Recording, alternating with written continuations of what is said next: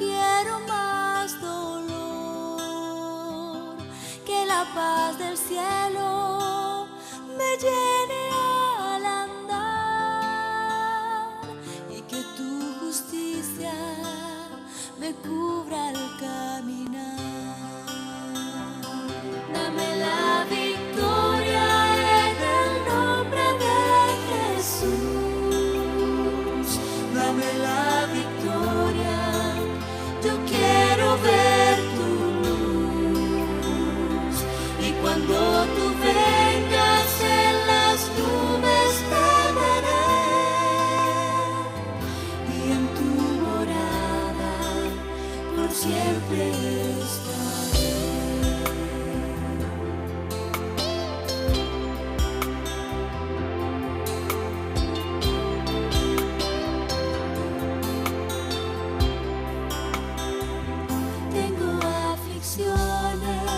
Que no sé cómo enfrentar, tengo tentaciones que me cuesta superar, pero tú me muestras que en ti tengo poder, porque cambias todos los deseos de mi ser. Dame la victoria en el nombre de Jesús. Dame la victoria, yo quiero ver tu luz. Y cuando tú vengas en las nubes te veré, y en tu morada por siempre estaré. Dame la victoria en el nombre de Jesús. Dame la victoria, yo quiero ver tu luz. Y cuando tú vengas en las nubes te veré,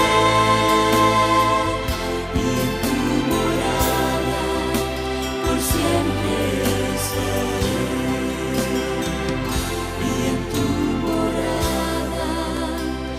Siempre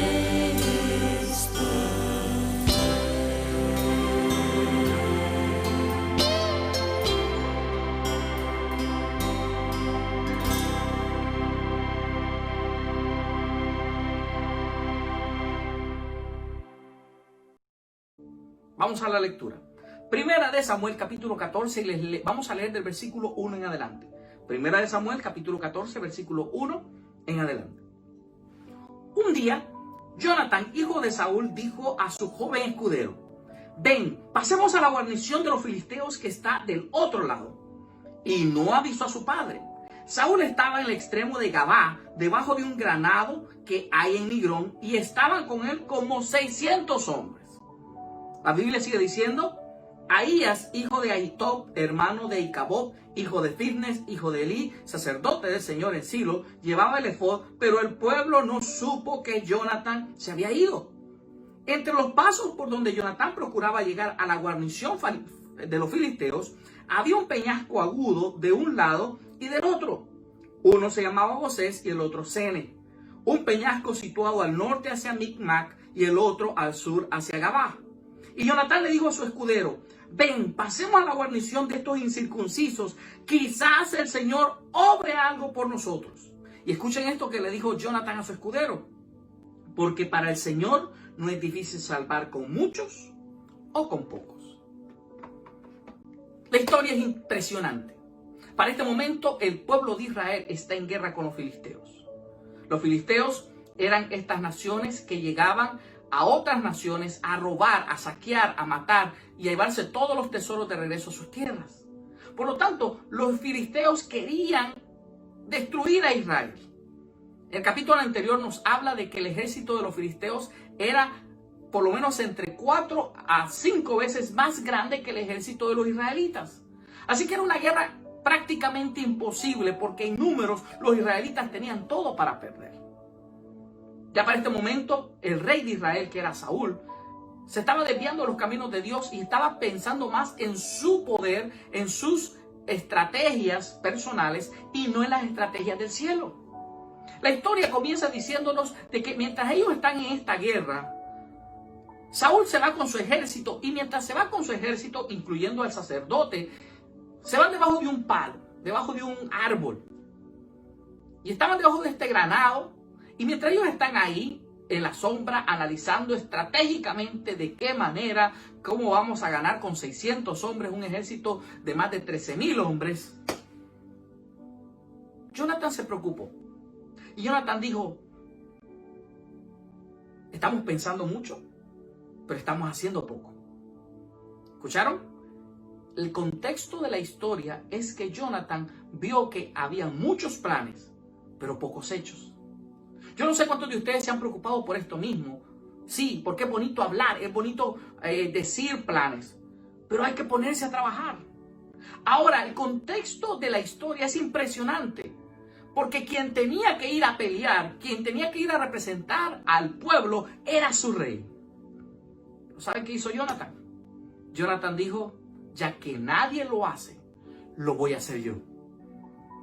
Jonathan sabía que el reto era casi imposible. Era una locura. Pero él dijo, alguien tiene que hacerlo. Si vemos los capítulos anteriores en el libro de 1 Samuel nos muestran que la estrategia que utilizaron los filisteos fue impresionante. Sitiaron Israel, rodearon las ciudades, a modo de que exterminaron a todos los herreros para que no hubiesen armas en Israel. Y en todo el país, en una nación completa, solo quedaron dos cosas. 2 espadas. Y las espadas la tenía el rey y su hijo. Una espada la tenía Saúl y la otra la tenía Jonathan. Estas 2 espadas eran los únicos instrumentos de guerra que los israelitas tenían para enfrentar a un ejército de más de 13,000 soldados. Impresionante. Todo estaba en su contra. Sí. ¿Te sientes igual en este momento? Muchas personas pueden empatizar conmigo y pueden decir, Pastor Morán, pero ahora mismo tú nos estás diciendo que trabajemos, que hagamos la obra, pero estamos en cuarentena, todavía el coronavirus sigue por ahí andando, no podemos hacer mucho. No, mi querido amigo, mi querido hermano, la Biblia nos dice que para los hijos de Dios no hay nada que nos detenga, porque vemos lo imposible, lo ilógico, con lógica divina. Y no hay pretexto para quedarse estancado. No hay pretexto para decir no se puede, no vamos a hacer nada porque todo está en contra de nosotros. Pero la lógica de Jonathan iba más allá de mucha fe. Reitero, un muchachito entre 17 y 19 años, pero que amaba a Dios, que tenía fe en su Creador, que sabía que su Dios estaba con él. Y si Dios es con nosotros, ¿quién contra nosotros? Así que Jonathan se acerca a su escudero. Y yo no sé quién estaba peor de la cabeza, si Jonathan o su escudero. Pero Jonathan le dice a su escudero, ¿sabes qué? Te voy a presentar este negocio. Tú y yo, nosotros dos, contra 13,000. Y vamos a ir al campamento de ellos y los vamos a matar a todos. Es más, la Biblia dice que no se lo dijo a su papá. ¿Por qué creen que no se lo dijo a su papá? Padre de familia, tú que me estás escuchando, creo que tú vas a empatizar con esto. Sí, si tú hubieses sido el papá de Jonathan, ¿qué tú le hubieses dicho? Pero a ese tipo de locura es el tipo de locura que debería caracterizar a los hijos de Dios. Ahora en día, mis queridos hermanos, no estamos luchando contra ejércitos con espadas y con flechas, no, pero estamos luchando con un ejército que es peor, contra legiones demoníacas, contra guerra no con sangre ni carne, sino contra potestades de maldad. Y tú y yo tenemos que tener la fe para enfrentarlo. Y aunque nos sintamos débiles, aunque nos sintamos menos en número, si Dios está con nosotros, somos mayoría. Y esa era la convicción que tenía Jonathan. Por esa seguridad es que Jonathan le dice a su escudero, vamos, porque para Dios no es imposible salvar con muchos o con pocos, pero Dios nos va a dar la victoria.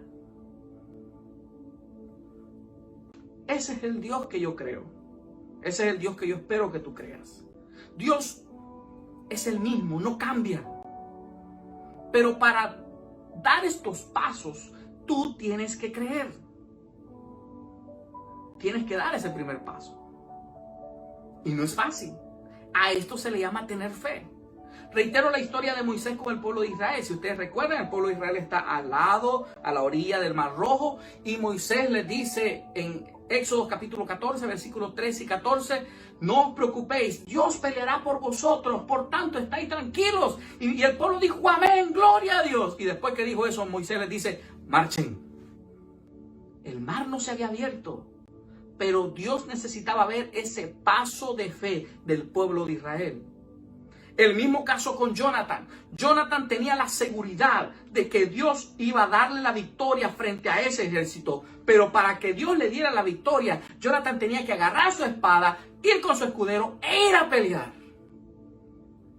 Y aunque todo el mundo dijera que estaba loco, y aunque todo el mundo dijera que estaba distorsionado cognitivamente, él sabía que él tenía poder del cielo. Oh, mi querido amigo, mi querido hermano, eso es la convicción que tenemos como cristianos. No es que somos perfectos, ninguno lo es perfecto, pero creemos en un Dios que es perfecto. No es que nunca nos vamos a enfermar, pero creemos en un Dios que es el médico de los médicos y cuando tú te enfermes estará ahí para sanarte. No es que significa de que siempre vamos a tener dinero, no, vamos a tener necesidades, pero sí nos garantiza el cristianismo que cuando lleguen esas necesidades, nuestro Dios estará a nuestro lado para darnos lo necesario. No significa de que no nos vamos a morir, pero tener este tipo de fe implica de que aunque conozcamos la muerte, que aunque nos vayamos al descanso, tenemos la convicción de la vida eterna en Cristo Jesús. Así que el pueblo de Israel tenía que entender eso, pero no lo entendieron. Empezaron a buscar soluciones humanas y por eso es que estaban debajo de este árbol haciendo estrategias militares para ver de qué manera 600 hombres podían derrotar a 13,000. Pero Jonathan no. Jonathan tomó su espada y con su espada se fue con su escudero. Pero hicieron una estrategia militar que yo, hermanos, y quiero aclarar esto, yo no soy militar, nunca lo he sido. Pero si alguno de los que me está viendo en este momento ha sido militar o sabe de estrategias militares, quiero que analice la estrategia militar de Jonathan. Vamos a compartirlo. Seguimos leyendo. Versículo 7. Y su escudero le respondió, haz todo lo que tienes en tu corazón. Estoy leyendo 1 Samuel 14, versículo 7. Y su escudero le respondió, haz todo lo que tienes en tu corazón. Yo estoy contigo, a tu voluntad. Y Jonathan le agregó, pasaremos a los hombres y nos mostraremos a ellos. Si nos dicen, esperen hasta que lleguemos a vosotros, nos quedaremos en nuestro lugar y no subiremos a ellos. Pero si nos dicen, suban, entonces subiremos porque el Señor los ha entregado en nuestras manos. Yo no sé si están entendiendo la estrategia militar de Jonathan. Habían dos montañas. Jonathan estaba en esta montaña con su escudero y los filisteos estaban en esta otra. Jonathan tenía que bajar esta montaña y comenzar a escalar la montaña donde estaban los filisteos. Y Jonathan le dice a su escudero, mientras nosotros estamos escalando la montaña, si los filisteos no nos ven, no vamos a subir. Porque si subimos significa que vamos a perder. Pero si mientras estamos escalando la montaña, los filisteos nos ven y nos dicen, suban, queremos decirles algo, sí vamos a subir porque eso significa que Dios nos ha dado la victoria. ¿Tiene lógica? No, mi querido. No tiene lógica. Pero las cosas de Dios no tienen lógica. Porque si tú le vas a buscar lógica, nunca lo encontrarás. Lo que tú tienes que tener es fe. Mucha gente se me acerca y me dice, pastor, es que yo todavía no me estoy listo para bautizarme porque hay muchas cosas que tengo que arreglar, hay muchas cosas que tengo que estar listo. Si tú quieres estar listo para bautizarte, déjame darte una mala noticia. Nunca lo estarás, porque le estás buscando la lógica. El cristianismo no es lógica, el cristianismo es fe, es poder de Dios. Es decir, lo voy a hacer con los ojos cerrados porque yo sé que al otro lado estará Jesús para guardarme. Y eso fue lo que hizo Jonathan. Eso fue lo que Jonathan se presentó en su mente junto con su escudero. Vamos a subir esta montaña. Y la historia es maravillosa. La historia nos dice que mientras Jonathan está escalando la montaña junto con su escudero, imagínense esta escena, 13,000 soldados se acercan a la orilla y mirando hacia abajo, les dicen, suban, queremos contarles algo. Y yo me imagino a Jonathan diciendo, yes, nos vieron, vamos a ganar. historia nos dice que este joven, distorsionado cognitivamente, junto con su escudero, subieron. Y con esa valentía que los caracterizaba, comenzaron a pelear. Y en un espacio bastante corto, habían matado más de 20 hombres. Los filisteos se llenaron de pavor, se llenaron de miedo y dijeron, ¿pero qué es esto? 2 hombres están matando un montón de personas tan rápido. Y si son 2 y nadie en su sentido común va a ser tan loco de venir los 2 solos, por lo tanto eso significa que es una emboscada. Y quiere decir que los israelitas nos van a atacar por todos lados. Y la palabra del Señor dice que comenzaron a pelear entre ellos mismos. Su preocupación, su aflicción. El Satanás, cuando se siente acorralado, va a salir huyendo. Dice la palabra del Señor que entre los filisteos comenzaron a pelear entre ellos de tal manera que la tierra hasta tembló. Mientras tanto, Saúl todavía seguía haciendo planes de cómo ganar la batalla, cómo ganar esta guerra. Mientras estaba ahí con su ejército de 600 hombres debajo de este arbolito, tomando sombra, Saúl escucha el ruido y le dice a sus generales, ¿qué es ese alboroto que está en el campamento de los filisteos? Yo me imagino a los generales de Saúl diciéndole, es tu hijo, el loco. Sí, tu hijo el loco está ahí y está matando a todos los filisteos. Mi querido amigo, mi querido hermano, no sé si me estás entendiendo. Para que todo el mundo que está a tu alrededor, quizás lo que tú estás haciendo parece una locura. Pablo sigue diciendo, es poder de Dios. Es poder para salvar. Los seres humanos, los cristianos, tenemos la capacidad de hacer cosas extraordinarias. Pero lo único que tenemos que confiar es que esas cosas extraordinarias no las hacemos por nosotros mismos, las hacemos porque a nuestro lado hay un Dios poderoso. No importa lo que sea, pero tienes que confiar, tienes que creer en tu Dios. ¿Saben? Voy a contarles una historia, pero quiero darles un contexto de esta historia para que no se malinterprete. Su servidor estudió teología. Sí, hice mi licenciatura en teología, estudié para ser pastor. Pero mientras estaba estudiando para pastor empecé a entender de que había algunas cositas en las iglesias que sí, la oración es poderosa, pero había que un poquito de ayuda extra para agregársela a la oración, específicamente en el ministerio de un pastor. Así que decidí estudiar psicología. Y recuerdo de que tenía muchas cosas en mi contra. En primer lugar, quería hacer de una licenciatura pasar a un doctorado en psicología, que eran 5 años de estudio y 6 años y 1 año de práctica. Eso significa 6 años en total. Era mucho. Aparte, nunca me he considerado inteligente. Considero de que, es más, menos que la norma de la inteligencia, por no decir otra palabra. Pero quería hacerlo. Empecé a buscar en el internet universidades, qué universidades me podían aceptar. Y por mi horario, pero a la misma vez porque no tenía la licenciatura en psicología, que era la que necesitaba para entrar al doctorado en psicología, sino que mi licenciatura en teología, en la única universidad donde me podían recibir siempre y cuando pasara la entrevista de introducción, era en la Pontificia Universidad Católica de Puerto Rico. Sí, escucharon bien, en la Universidad Católica. Así que su servidor oró y dije, Señor, literalmente pasaremos del remanente a Babilonia, pero quiero estudiar. Y si tú vas a utilizar esta universidad para que sea el lugar donde yo me voy a preparar para ser un mejor ministro, gloria a Dios. Así que hice los arreglos y me dieron la entrevista para ver si podía ser aceptado en esta universidad. Llegué a la entrevista muy asustado. ¿Saben algo? Todos los que estaban a mi alrededor eran o sacerdotes o monjitas. Y llegué a la entrevista, ellos ya todo esto tenían toda mi historia. Ya sabían que había estudiado teología, ya sabían que era adventista del 7º día, ya sabían que era adventista desde niño. Recuerdo de que estaban las 3 profesoras, las 3 doctoras en psicología. Aparte, que te evalúen psicólogos no es fácil. Y más cuando van a ser tus profesoras. Así que estas 3 profesoras con caras de no muy buenos amigos se sentaron y sin saludar me hicieron la primera pregunta.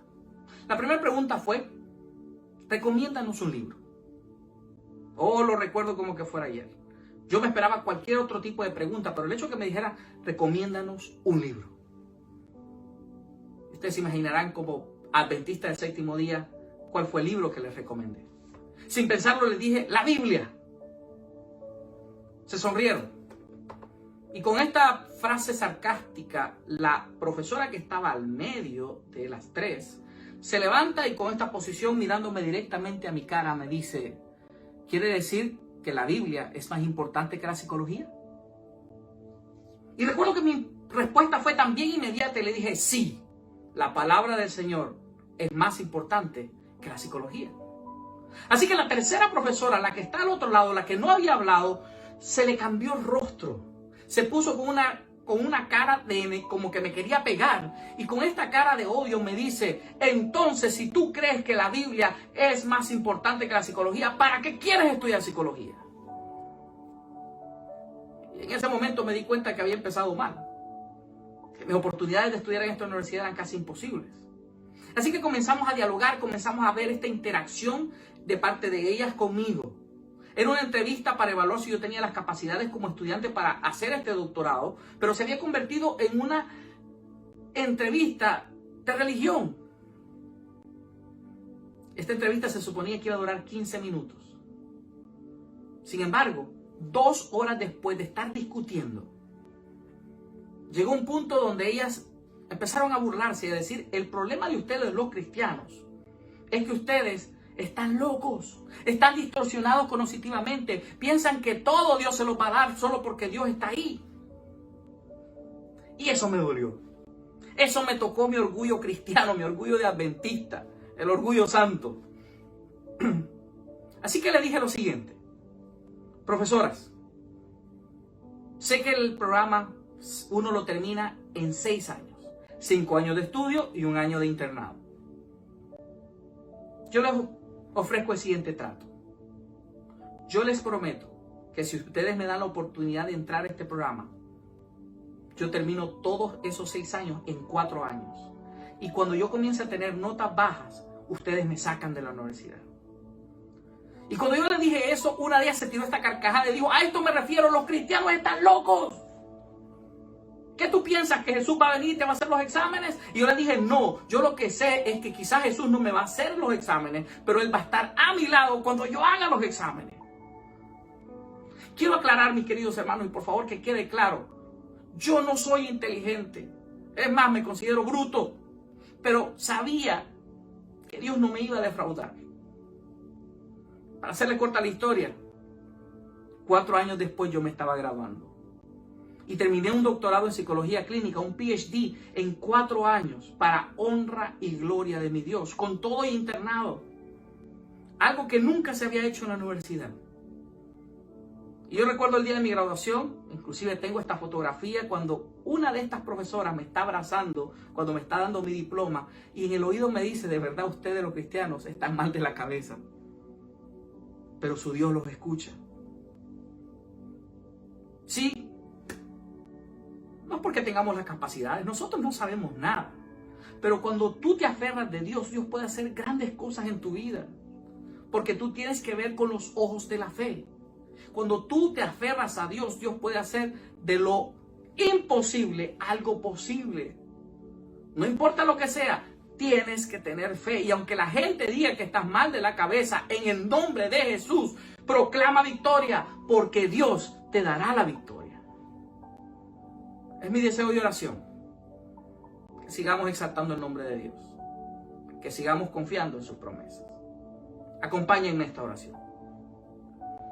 Querido Padre que estás en los cielos, no somos dignos porque somos pecadores, pero por la sangre de Jesús te rogamos en esta hora que perdones nuestros pecados, que aumentes nuestra fe, que sobre todas las cosas, que a pesar de lo que las demás personas digan o piensan de nosotros, le demostremos al mundo que creemos en un Dios de poder, que este evangelio es poder, poder para salvación, poder para transformar almas, y que nosotros seamos instrumentos de ese poder. Señor, quédate con ellos, dales de tu amor, dales de tu paz. Te lo rogamos en el nombre de Jesús. Amén y amén. Que el Señor le bendiga.